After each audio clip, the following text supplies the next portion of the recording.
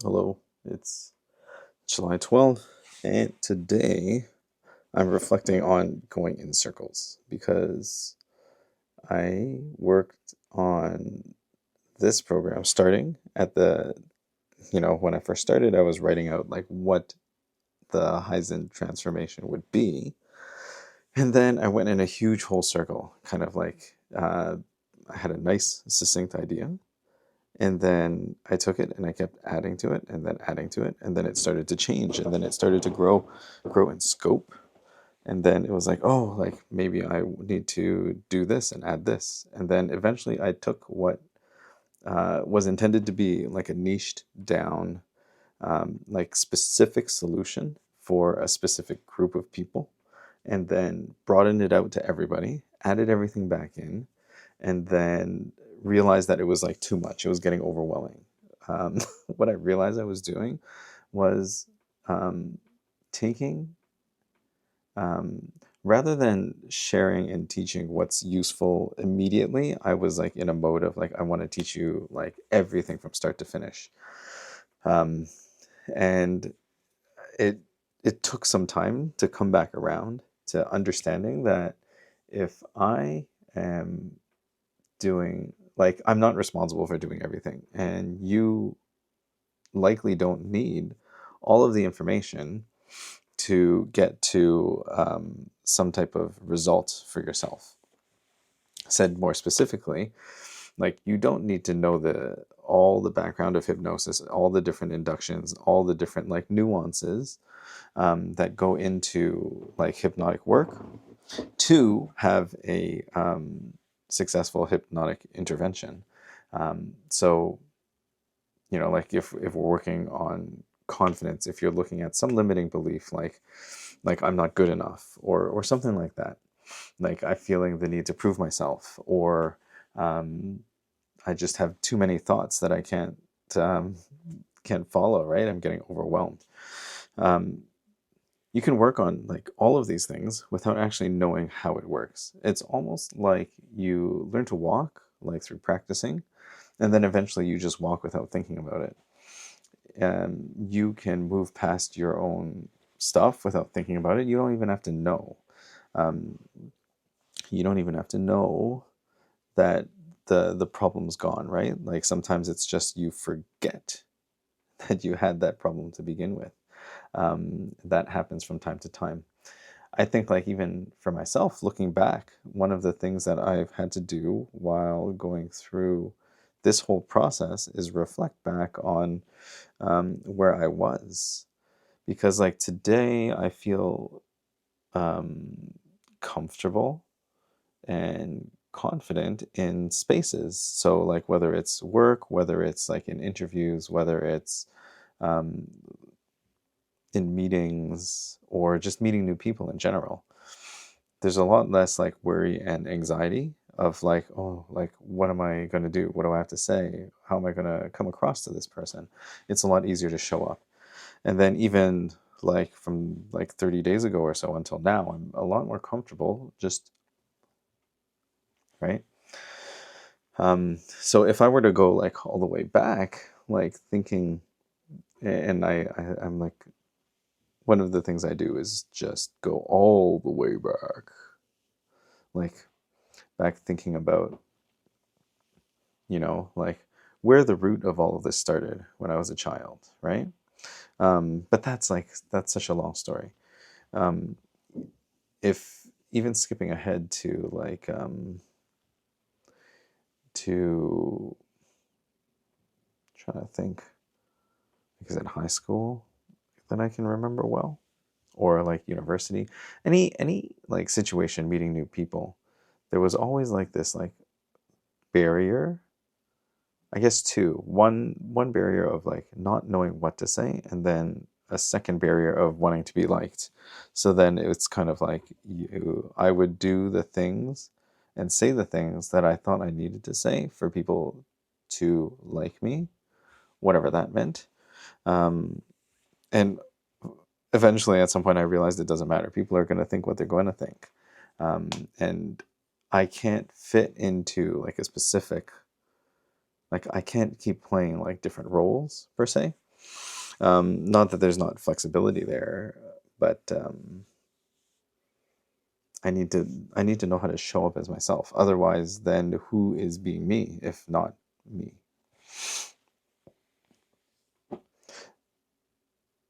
So that's like a lot different now. And I think a similar thing is happening with this process of like becoming something. I realized one of the things I don't fully understand yet is what I am specifically becoming. Like, what is this? Is it like, am I now like a content creator, or am I doing this for fun to promote and talk about my business and the coaching work that I do? Or is it like a fun pastime? Is it a hobby? I mean, like, there's some intentionality to it, right? Like, this is, well, I guess technically this is like documenting my own journey, but my own journey specifically in this thing, I guess. It's again that like um that feeling the need to like separate and classify and like have things be distinct. Like, this is specifically this or that. Um and maybe that's just a function of feeling like putting these messages out there is like kind of like anybody can see them, they're out forever type of thing. So then it almost feels like if I like say something or do something that gets like misunderstood, then it seems like a huge headache. At the same time, people will misunderstand you anyways. And like with the scale of this, like, does it matter? I mean, if it mattered, then I wouldn't do it. So like there's something there where it's like I'm doing this thing. I know that I'm not doing anything um, with the intention of harming people. Uh, I'm actually here with the opposite intention. So what I've come to I guess, full circle is after going through all of the like simplifying it down, getting specific, and then like broadening everything back out again. Like it's scope creep, right? And I think that's why it's easy, because if you look and you start and you have like one little problem, and then you're like, oh, there's this other tiny problem that's like just outside. I can do that too. I can do that too. I can do that. I can do all of these things. Then eventually, sure, it's true that you can do all of those things. Whatever that you think you can do, you can do. But then if you start pulling all of those things in, then you literally will get nothing done. That's what I'm noticing right now. So the other pattern that I had noticed was I was feeling like I was rushing around again. And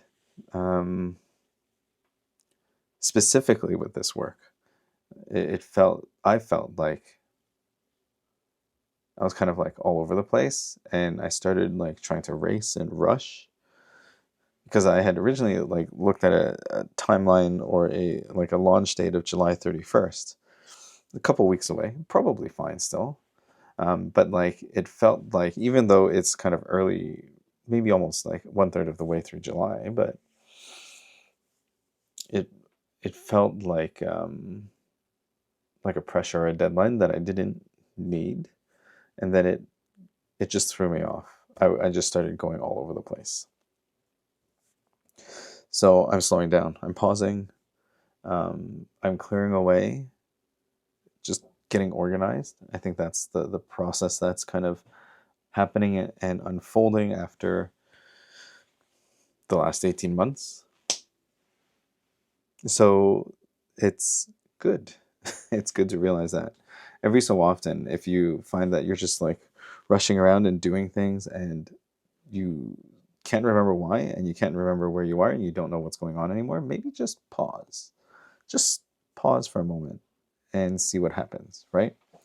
Like you could either rush around and stress out and then get nothing done, or you can pause and try to figure it out and also get nothing done. The outcome will could be the same, but as you go through that process, you might feel different. And then because you feel differently, the outcome will probably feel different as well. So the great thing about like coming back around to this is then I've taken the program that's in my head, and instead of trying to download everything that I know into your head, because it won't be important for you, it's to pick out the pieces that are specifically useful for you for the specific transformation that I'm offering. And it sounds like silly saying it now, but um, it's one of those things like when you're in a problem, when you're in like a bubble, it's hard to see outside that bubble. So I see that now. I see that now. So then I've kind of like tailored down the Kaizen transformation first to and it's starting again. So like originally it was to help bedrock leaders and creatives rediscover, what was it, like find the them that they left behind or something like that. Like basically like find yourself. But that's a little bit like nebulous. So let's say to help bedrock leaders move from burnout to brilliance. That's it. Nice and simple. And I also love the idea of creatives, like creators and other people doing creative pursuits, to talk about that as well. So that's a whole other thing. But I have a thought for that. I have so basically the program Kaizen Transformation is to help leaders and creatives move from burnout to brilliance. Then the first part of it is to be seen clearly by yourself and for others. So I will teach you how to be yourself. That's with the Shore to Core experiment. I'll teach you how to see, which is share the way that I see things, my perspective that you could also adopt. And this is really about looking at the world through models, not through absolute truths or even relative truths. It's just looking at models as an idea of a way of like interacting with your reality or perceptions. And if it's basically, you would use a model that's useful for you. So it doesn't matter whether the sun rises in the east or the west, but if you know that information, and you say model that, you could know how to use that information later on. And then clearly it will be the first kind of reflection into your like personal embodied state, looking at a feeling, meaning, action cascade, and then beginning to identify what's feeling, what's meaning, and what's action. Which parts are you engaging in? Because sometimes we have feelings that we label with meanings that are not the most useful for us. So if we're labeling it with a meaning that's not useful, that may not be a useful model. So then let's switch it. The other thing is to look at the root cause of the feeling and see what the actions that led to those feelings are. This is a circle. And basically your actions are yes or no. If you have a series of decisions, your actions will be either yes to engage in that or no not to engage in that. Rather than like, do I want to ride a bike or run? It's yes or no, I will run, or yes or no, I will ride a bike. And if going through that way, then you can just easily kind of take that feeling, meaning, action cascade and see which parts, like when you start to notice that clearly, then you can do something about it. The next step is the transformation step, which is to dissolve limiting beliefs.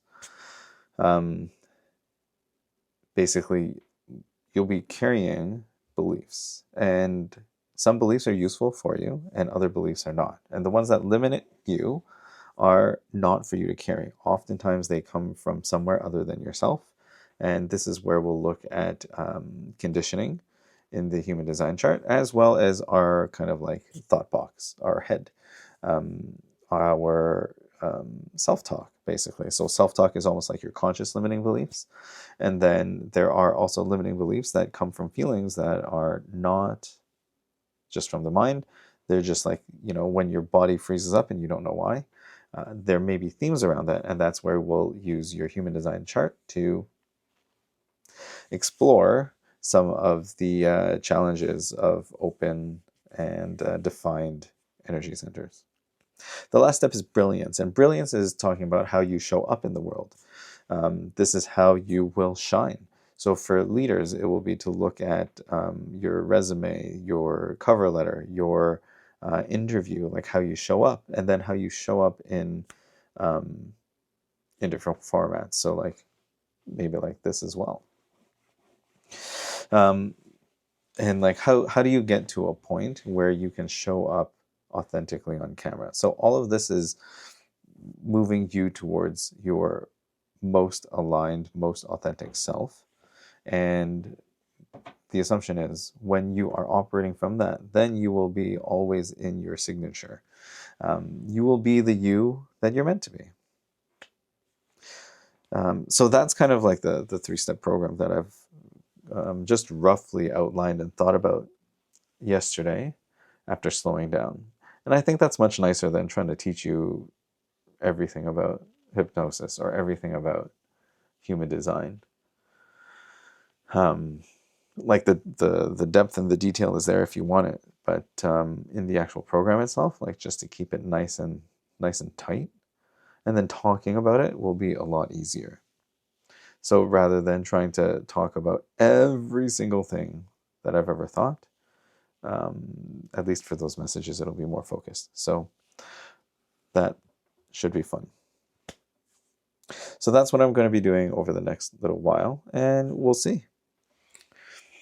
I think that the theory is always that if you have a more specific message, it will land better with people who need to hear it.